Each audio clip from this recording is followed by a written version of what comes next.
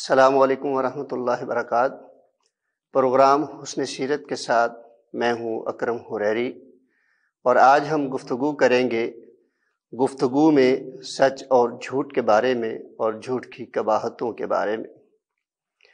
ناظرین محترم، ہمارے معاشرے میں ہماری گفتگو کا بہت اثر لیا جاتا ہے، اور رسول کریم صلی اللہ علیہ وسلم کے اس سلسلے میں بہت ساری تعلیمات ہیں، اور اگر ہم شریعت اسلامیہ کا بغور مطالعہ کرتے ہیں تو ہمیں معلوم ہوتا ہے کہ شریعت کی ابتدا ہی رسول کریم صلی اللہ علیہ وسلم کی اسی سماجی پہلو سے شروع ہوتی ہے کہ آپ علیہ الصلاۃ والسلام نے اپنے کردار کے اندر، اپنے اخلاق کے اندر سب سے زیادہ نمایاں چیز یہی پائی جاتی ہے، جس طرح کہ وحی اول کا تذکرہ ملتا ہے کہ رسول کریم صلی اللہ علیہ وسلم نے جب لوگوں کو کوہ صفا پہ اکٹھا فرمایا تو آپ نے سب سے پہلے اپنی یہی صفت لوگوں کے سامنے رکھی، اور اس کے بعد پیغام حق کو ان کے سامنے رکھا۔ تو حضرت صلی اللہ علیہ وسلم کا اپنے آپ کو بطور سچا نبی گرداننا اس بات کی علامت ہے کہ رسول کریم صلی اللہ علیہ وسلم کی امت بھی اسی طرح حضرت صلی اللہ علیہ وسلم کے اسوہ حسنہ پر چلتے ہوئے اس معاشرتی اور سماجی پہلو کو ضرور اپنانا چاہیے، اور وہ کیا پہلو ہے کہ ہماری گفتگو سچ پر مبنی ہونی چاہیے، اور ہماری گفتگو میں جھوٹ کی آمیزش نہیں ہونی چاہیے۔ قرآن حکیم نے اس کے بارے میں ہمیں ارشاد فرمایا ہے کہ یا ایھا الذین آمنوا اتقوا اللہ وقولوا قولا سدیدا یصلح لکم اعمالکم ویغفر لکم ذنوبکم۔ اللہ اکبر۔ اللہ رب العزت نے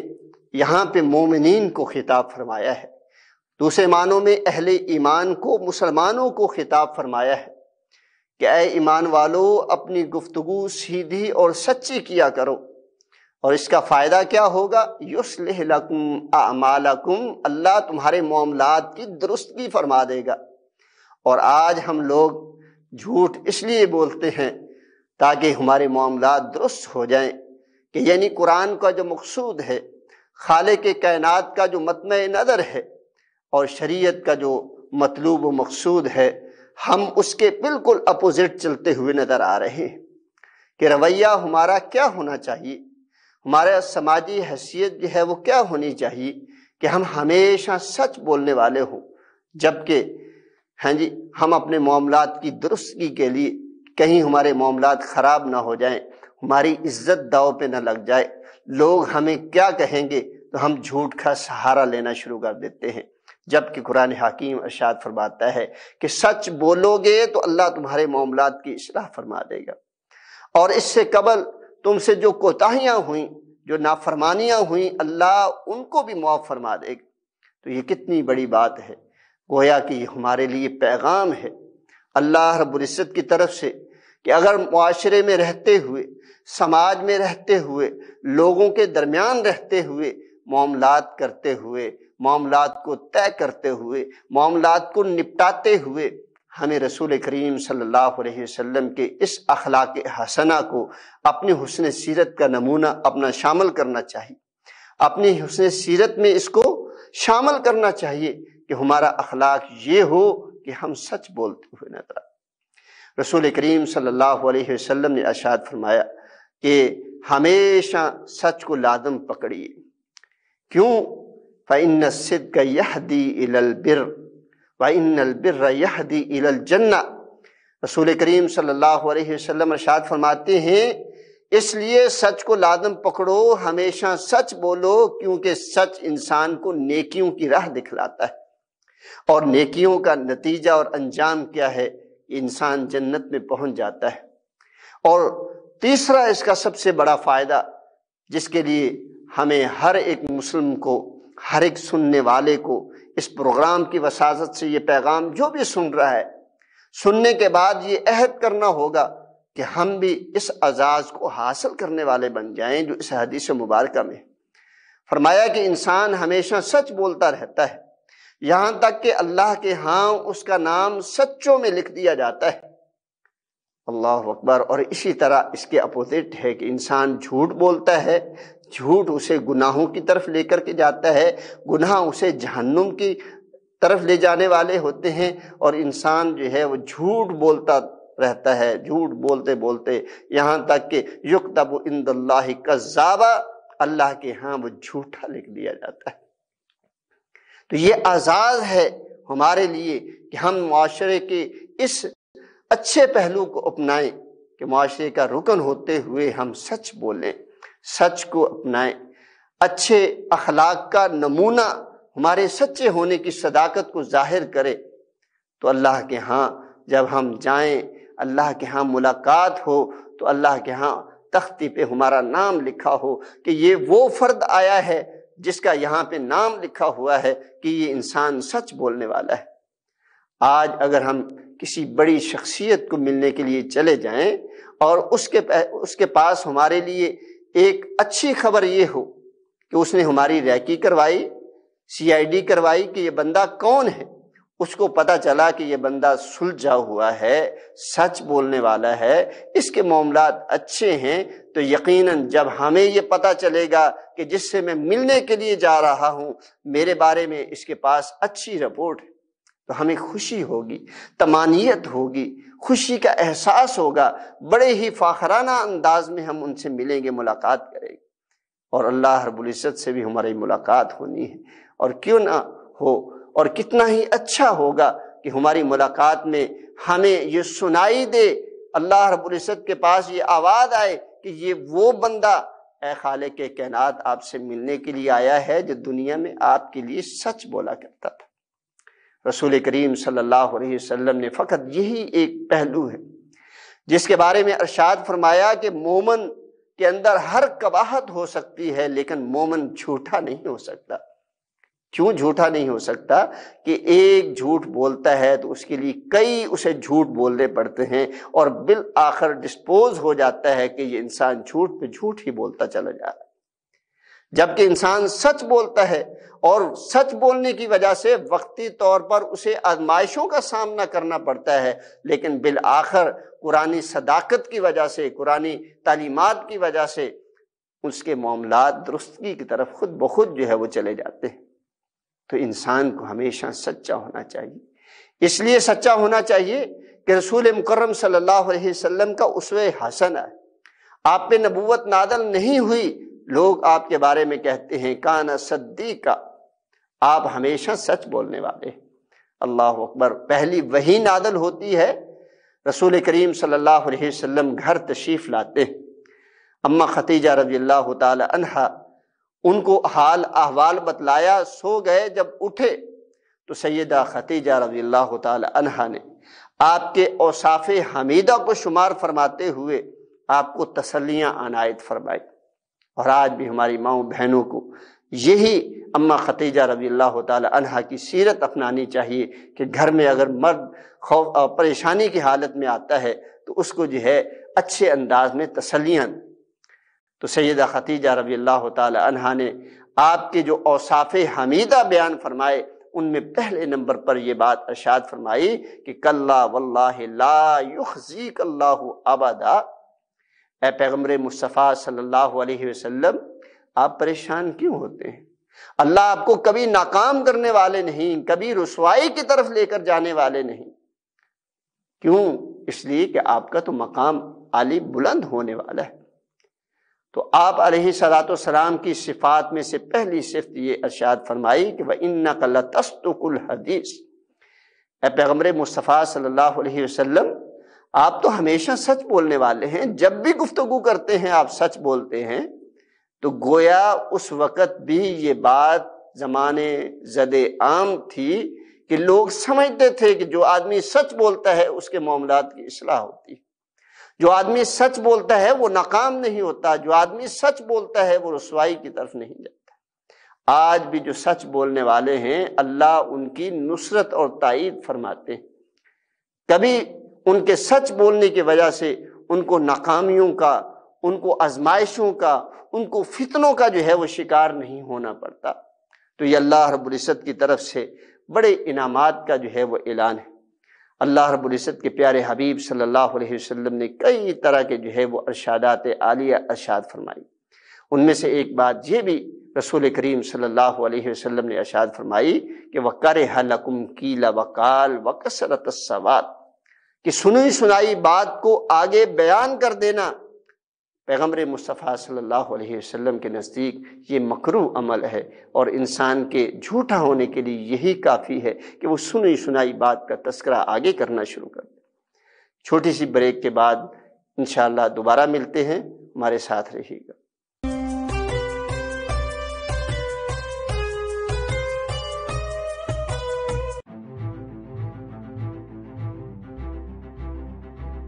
ڈی جی خان میں جو ترقیاتی کام ہم نے دیکھا ہے، کیا کہیں گے اس کے اوپر؟ سردار عثمان خان نے اقتدار میں آ کے پورے پنجاب اور اسپیشلی راجن پور ڈی جی خان کو فوکس کیا۔ این نیوز جو یہاں بڑا اچھا شہر کے لیے ہے، لوکل نیوز کے لیے بڑی پازیٹیو نیوز دینے کے لیے بھی شہر کے لیے اوورال ایک اچھی چیز ہے یہ۔ میں بھی ان کو یہاں نواں دفتر بنانے پہ مبارکباد پیش کرتا ہوں۔ بی ایم پی کے ساتھ مل کے ہم نے ایک آپریشن بھی کی اور کچھ اور بھی ہمیں انٹیلیجنس بھی وہاں سے ملی ہے، انشاءاللہ اس پہ کام جاری ہے۔ جی بالکل، اس ٹائم ہم موجود ہیں ڈیرہ غازی خان پل ڈاٹ کے اوپر۔ یہاں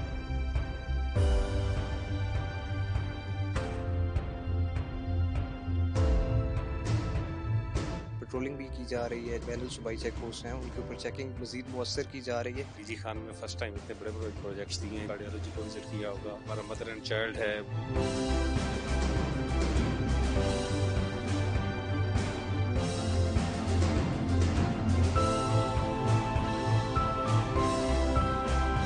میں شکریہ ادا کرتا ہوں این ٹی وی کا، اور میرے خیال میں ابھی انیشیل ڈیز ہے کہ آپ یہاں تشریف لائیں،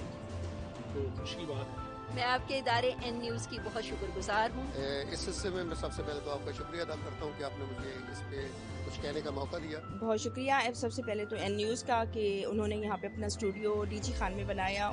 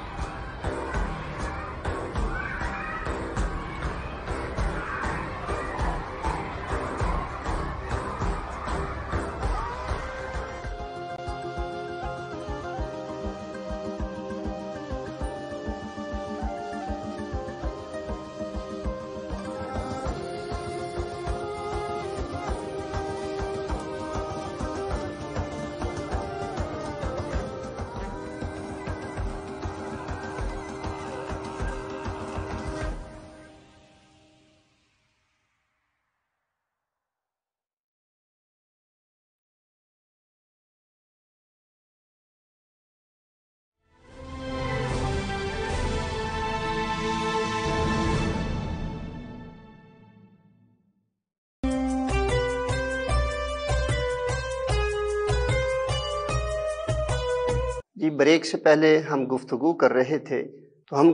رہے تھے رسول کریم صلی اللہ علیہ وسلم کی صداقت کے بارے میں کہ آپ علیہ الصلاۃ والسلام نے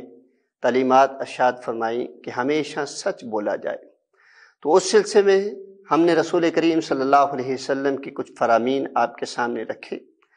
اب ہم رسول کریم صلی اللہ علیہ وسلم کے اسوہ حسنہ سے کچھ نمونے آپ کی خدمت میں پیش کرنا چاہیں گے۔ تو آن صلی اللہ علیہ وسلم نے جھوٹ میں بھی مذاق میں بھی جھوٹ بولنے سے منع فرمایا۔ آن صلی اللہ علیہ وسلم کسی کے گھر تشریف فرما ہے، صحابی رسول عرض کرتے ہیں کہ میری والدہ نے مجھے بلوایا۔ آن صلی اللہ علیہ وسلم بھی موجود ہیں، تو انہوں نے کہا کہ آئیے میرے پاس، میں آپ کو کچھ دیتی ہوں۔ جب وہ بچہ ان کے پاس گیا تو انہوں نے کھجور دی، یا آپ علیہ الصلاۃ والسلام نے ان سے پوچھا کہ آپ اسے کیا دینا چاہتی ہیں؟ تو فرمایا کہ میرے پاس کھجور ہے، میں اس کو دینا چاہتی ہوں۔ تو رسول کریم صلی اللہ علیہ وسلم نے ارشاد فرمایا کہ اگر آپ نے بلا لیا تھا اسے، اور بلانے کے بعد اگر اسے آپ کچھ نہ دیتی، جیسا کہ آپ نے کہا تھا کہ میں آپ کو کچھ دیتی ہوں، میرے پاس آئیے، تو اگر آپ اسے کچھ نہ دیتی تو آپ کا یہ بھی گناہ شمار ہوتا۔ تو معلوم ہوا رسول کریم صلی اللہ علیہ وسلم کی تعلیمات سے کہ آپ علیہ الصلاۃ والسلام نے کسی کو بہلانے کے لیے بھی جھوٹ بولنے سے منع فرمایا ہے، اور یہی اسوہ حسنہ وقت کے محدثین نے اپنایا کہ محدثین نے، حضرت امام بخاری رحمہ اللہ کے بارے میں آتا ہے کہ جب انہوں نے کسی سے حدیث مبارکہ سننے کے لیے ان کے پاس تشریف لے گئے تو وہ دیکھا کہ وہ اپنے گود کو پھیلائے گھوڑے کو بلا رہا ہے، اور گھوڑے کو اشارہ کر رہا ہے جیسا کہ اس کی گود میں گھاس ہے۔ تو امام بخاری رحمہ اللہ نے ان سے حدیث سننے سے انکار کر دیا، فرمایا کہ جو آدمی اپنے گھوڑے سے جھوٹ بول سکتا ہے وہ کسی کے بارے میں بھی جھوٹ بول سکتا ہے۔ اور یہی وجہ ہے کہ انہوں نے ایک معیار رکھا کہ جو بھی جھوٹ بولنے والا تھا ان سے حدیث کی روایت جو ہے وہ نہیں۔ تو آن صلی اللہ علیہ وسلم کے اور بھی صحابہ کرام رضوان اللہ علیہم اجمعین جنہوں نے آپ علیہ الصلاۃ والسلام کے بارے میں اور آپ کے اسوہ حسنہ کے بارے میں ہمیں بتلایا ہے۔ سیدنا علی رضی اللہ تعالی عنہ کے بیٹے سیدنا حسن رضی اللہ تعالی عنہ، ان سے کسی نے پوچھا کہ آپ علیہ الصلاۃ والسلام نے رسول کریم صلی اللہ علیہ وسلم کی صحبت سے کیا کچھ سیکھا، آپ کو کیا یاد ہے؟ تو کہنے لگے کہ حضرت صلی اللہ علیہ وسلم کی تعلیمات سے جو بات میں نے سیکھی ہے وہ یہ ہے کہ دع ما یریبک، جو چیز آپ کو شک میں ڈال رہی ہے آپ اس بات کو چھوڑ دیجیے، کیوں کہ شک پر عمل کرنے کی وجہ سے آپ کسی غلطی کا شکار ہو سکتے ہیں، جھوٹ کی طرف جو ہے وہ جا سکتے ہیں۔ اور پھر عموماً یہ بات جو ہے وہ کہی جاتی ہے کہ سچ بولنے سے مصیبتیں ٹوٹ پڑتی ہیں، اس لیے مجبوراً ہمیں جھوٹ بولنا پڑتا ہے۔ انسان جھوٹ بولنے والا بن جائے وہ کبھی بھی وعدہ پورا کرنے والا نہیں ہوتا۔ انسان جھوٹ بولنے لگ جائے وہ کبھی بھی انسان کو راہ راست پہ نہیں چلنے دیتا، بلکہ ہمیشہ اسے دھوکہ دے جاتا ہے۔ اسی لیے رسول کریم صلی اللہ علیہ وسلم نے منافقین کی علامات کو بیان کرتے ہوئے ارشاد فرمایا کہ وآیۃ المنافق ثلاث اذا حدث کاذب، فرمایا کہ منافقین کی 3 نشانی ہیں، ان میں سے پہلی علامت یہ بیان فرمائی کہ جب بھی بولتا ہے وہ جھوٹ بولتا ہے، جب اس کے پاس امانت رکھی جاتی ہے وہ اس میں خیانت کرتا ہے، جب بحث و مباحثہ کرتا ہے تو گالم گلوچ پہ جو ہے وہ آ جاتا ہے۔ تو معلوم ہوا کہ جھوٹ بولنا یہ مومنین کا شیوہ نہیں۔ رسول کریم صلی اللہ علیہ وسلم نے اپنے صحابہ کرام کو یہ تلقین فرمائی کہ وہ ہمیشہ جو ہے وہ سچ بولا کریں، اور اس کی تربیت کا یہ اثر ہے کہ حضرت صلی اللہ علیہ وسلم کے اسوہ حسنہ سے ایک ایسا واقعہ ہمارے سامنے ہے جس کی بنیاد پر ہمارے لیے ایک مشعل راہ ہے، اور اس بنیاد پہ ہم اپنے رویوں کو درست کر سکتے ہیں کہ بالآخر انجام کار انسان کا خیر پر ہونے والا ہے۔ قرآن حکیم کی آیات صداقت پر مبنی ہیں جی، وہ اشارہ کرنے والی ہیں وَيُصْلِحِ أَعْمَالَكُمْ کہ اللہ تمہارے معاملات کی اصلاح فرما دے گا۔ 3 صحابہ کرام رضوان اللہ علیہم اجمعین۔ غزوہ تبوک میں شامل نہیں ہو سکے۔ رسول کریم صلی اللہ علیہ وسلم واپس تشریف لائے، آپ نے ان حضرات کو بلوایا کہ جو اس غزوے میں شامل نہیں ہو سکے تھے، فرمایا کہ آپ کیوں نہیں گئے تھے، آپ کیوں نہیں گئے تھے، آپ کیوں نہیں گئے تھے؟ کچھ حضرات نے اپنے عذر پیش کیے، لیکن یہ 3 صحابہ کرام جس میں حلال بن امیہ ہیں، مرارہ بن ربیع ہیں، اور اس طرح کعب بن مالک ہیں، غالباً صحابہ کرام رضوان اللہ علیہم اجمعین، انہوں نے کہا کہ ہم تو سچ بولیں گے۔ جنہوں نے عذر پیش کیے رسول کریم صلی اللہ علیہ وسلم نے ان کو چھوڑ دیا، اور جنہوں نے کہا کہ اللہ کے رسول ہمارا ارادہ تھا غزوے میں شامل ہونے کا، مگر ہماری سستی ہمیں غزوے میں شامل نہ کر سکی، ہمارے پاس وسائل تھے، اچھی سواریاں تھی، ارادہ تھا کہ آپ علیہ الصلوۃ والسلام کے ساتھ ہم شام کو چلیں گے تو مل جائیں گے، شام کو سوچا صبح چلیں گے تو آپ کے ساتھ مل جائیں گے۔ اسی طرح سوچتے سوچتے پھر آخر ذہن میں آیا کہ اب سفر کو شروع کریں تو آپ علیہ الصلوۃ والسلام کے لشکر کو نہیں مل سکتے۔ تو آپ صلی اللہ علیہ وسلم کے سامنے عرض کرنے لگے کہ اللہ کے رسول بس یہی ایک ہمارا عذر ہے اور حقیقت پر مبنی۔ آپ علیہ الصلوۃ والسلام کو غصہ آیا اور اعلان فرما دیا کہ لوگوں تم میں سے کوئی بھی ان تینوں کے ساتھ گفتگو نہیں کرے گا۔ سبق اس کو چھٹی اس کو نہ ملی جس نے سبق یاد کیا، تو جنہوں نے سچ بولا انہی کے اوپر جو ہے وہ سزا نافذ ہو گئی۔ آن صلی اللہ علیہ وسلم کے حکم کے مطابق یہ ہوتا ہے آپ کو اسوہ حسنہ کو اپنانا۔ آپ علیہ الصلوۃ والسلام کے ساتھ حقیقی محبت کا انہوں نے ثبوت دیا۔ رسول کریم صلی اللہ علیہ وسلم کا اعلان ہوا، صحابہ نے ان کے ساتھ گفتگو روک دی، ان کے ساتھ معاملات جو ہے وہ ختم کر دی، اور یہاں تک کہ آخری دنوں میں ان کے گھر والوں کو بھی ان کے ساتھ جو ہے بات چیت سے منع کر دیا گیا۔ اور بالآخر اور سیرت نگار جو ہے وہ لکھتے ہیں کہ اسی دوران ایک ریاست کے فرما روا نے انہیں خط لکھا کہ آپ کے ولی، آپ کے حاکم، آپ کے رسول اللہ صلی اللہ علیہ وسلم آپ سے ناراض ہو چکے ہیں، آپ ہمارے پاس تشریف لے آئیے، ہم آپ کو آپ کے شایان شان مقام دیں گے اور آپ کو عزت بخشی جائے گی، آپ کی ڈیمانڈز پوری کی جائیں گی۔ تو اس وقت انہوں نے آسمان کی طرف نگاہیں اٹھائیں، اس خط کو پھاڑ دیا اور عرض کرنے لگے کہ اے اللہ اب آزمائش کا وقت ہمارا ٹال دے۔ تو اللہ رب العزت جو اپنے کلام حمید میں ارشاد فرماتے ہیں یا ایھا الذین آمنوا اتقوا اللہ وقولوا قولا سدیدا یصلح لکم اعمالکم ویغفر لکم ذنوبکم، کہ اللہ تمہارے معاملات کی اصلاح فرما دے گا اور تمہارے گناہوں کو بھی اللہ معاف فرما دے گا۔ کہ وجہ کیا اور اپنا ضرورت کس امر کی ہے کہ انسان ہمیشہ سچ بولے۔ تو ان تینوں صحابہ کرام کی توبہ اللہ رب العزت نے قبول فرمائی اور قرآن کریم کی آیات بنا کر کے نازل فرما دی کہ وہ ان تینوں لوگوں کا معاملہ اللہ نے ان کو معافی دے دی۔ وہی پیغمبر مصطفیٰ صلی اللہ علیہ وسلم کا حکم آتا ہے،